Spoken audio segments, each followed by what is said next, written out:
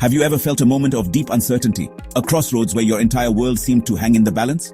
It's that feeling when you're standing on the edge of a big decision, and every path ahead feels both right and wrong at the same time.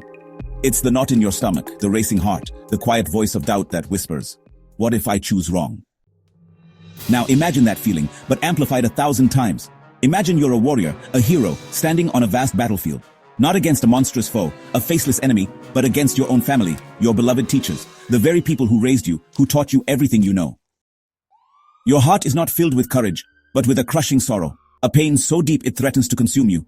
Your hands, usually steady with a bow, tremble with doubt, unable to lift the weapon that has always been an extension of your will.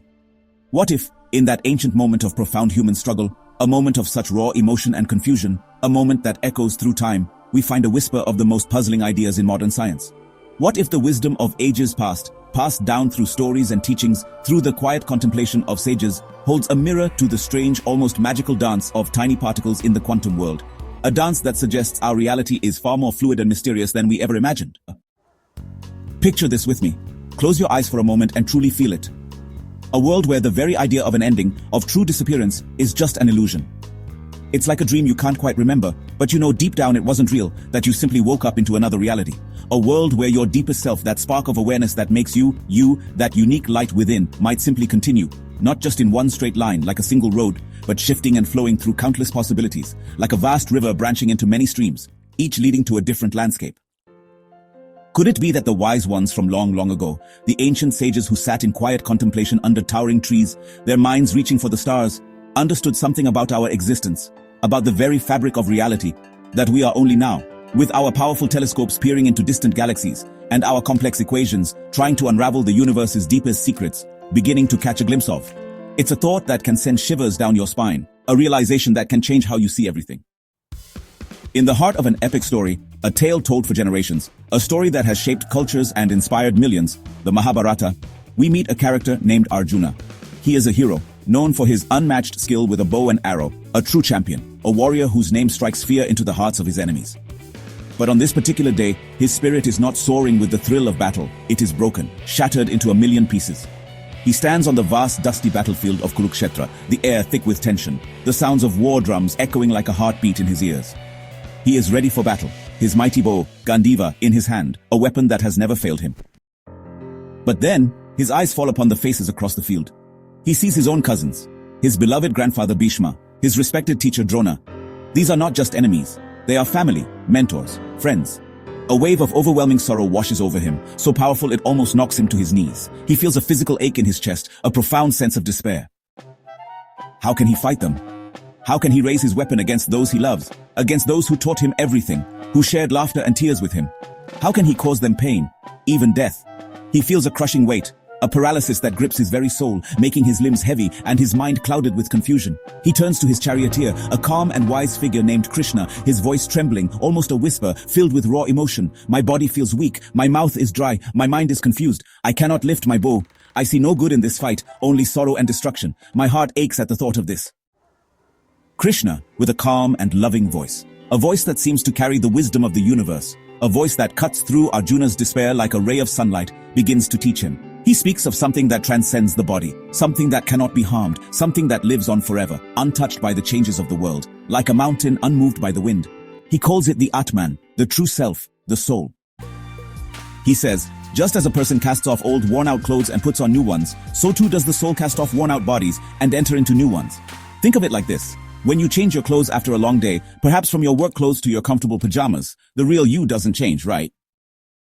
You are still the same person, with the same thoughts and feelings, the same memories, just in a different outfit. Krishna tells Arjuna that the soul is like that. It is eternal. It has no beginning and no end. It is beyond birth and death, beyond all suffering, beyond all the changes we see in the world, beyond the fleeting moments of joy and sorrow. This teaching, that our deepest essence is indestructible, offers a profound comfort, a sense of continuity that stretches beyond what our eyes can see, beyond the limits of a single lifetime. It's a promise that the you that truly matters, the you that feels and thinks and loves, can never truly be extinguished, can never truly be lost. Now let's jump forward many centuries, from the ancient battlefield to a quiet laboratory in the 20th century. Here, a brilliant scientist named Schrödinger imagined a very peculiar situation. A thought experiment that has puzzled and fascinated people ever since. A puzzle that continues to challenge our understanding of reality. He put a cat inside a sealed box. Inside this box, he also placed a tiny bit of something radioactive, a device called a Geiger counter, and a hammer connected to a vial of poison. The idea was this: if the radioactive bit decayed, the Geiger counter would click, the hammer would swing, break the vial, and the cat would, sadly, pass away. But here's the strange part. The part that makes us scratch our heads and wonder about the very nature of existence. Until someone opened the box and looked inside, Schrödinger said, the cat was both alive and dead at the same time. It was in a kind of blurry, undecided state, a mix of possibilities, a ghostly existence where both outcomes were equally real. It's only when we peek into the box, when we make an observation, when our consciousness interacts with that uncertain reality, that the cat's fate becomes clear, that one possibility becomes real and the other fades away. This strange idea is called superposition, where a tiny particle, or in this thought experiment, a cat, exists in all its possible states until we observe it, until we force it to choose. Think about Arjuna again, back on that battlefield. His heart a swirling vortex of conflicting emotions. He was, in a way, like Schrödinger's cat. Was he the dutiful warrior, bound by honor to fight for what was right, to uphold his sacred duty, even if it meant facing his own family? Or was he the compassionate relative, unwilling to cause harm to his own flesh and blood, choosing peace over conflict, even if it meant abandoning his responsibilities? He was both, simultaneously in his mind and heart, a storm of conflicting emotions and duties, a human being caught in a profound quantum dilemma. His decision, his choice to act or not to act, was his way of opening the box. When he finally chose to fight, guided by Krishna's profound wisdom, a wisdom that illuminated his path, he collapsed his own personal wave function. He brought one possibility into being, the path of duty and action, and the other possibilities, the paths he didn't take, the choices he didn't make, faded away from his immediate experience, becoming echoes in a different, unlived reality.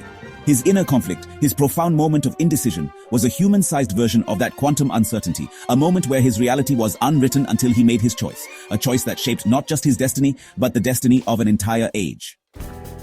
This idea of choices leading to different realities, of paths splitting and diverging, of the universe constantly branching, brings us to something truly remarkable: quantum immortality. Imagine that every single time you face a moment where your life could end, perhaps a close call in a car, where you swerve just in time, a sudden illness that you miraculously recover from, or even just a tiny, seemingly insignificant event that could have gone another way. The universe, in a sense, splits. In one universe, you might not make it, your story might end. But in another, a parallel universe, you continue to live, your journey goes on, and your consciousness, that unique spark of awareness that is you, always follows the path where you survive. It's like you're always hopping to the version of reality where you keep going, where your story continues, where your experiences unfold. This theory suggests that, from your own point of view, you could never truly experience your own end, because there would always be a branch of reality where you continue to exist, where your journey simply goes on, endlessly, through the vast tapestry of possibilities. But here's a truly surprising thought, one that might make you pause and reflect, one that might make you question everything you thought you knew.